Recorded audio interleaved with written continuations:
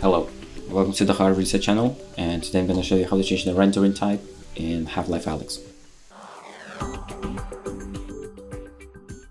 So the first thing I'm going to do is pause the game,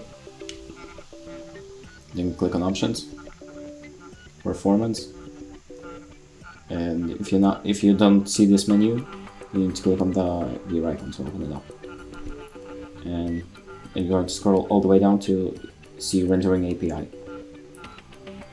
So if you want to like the Vulkan or Direct 3D element, I don't know if 12 is available, not for me, but once you selected the one that you want, it's going to ask you to restart the game. Once you've done that, you can return and you'll see that your settings have changed. And that's about it. Thank you for watching, and make sure to like, subscribe.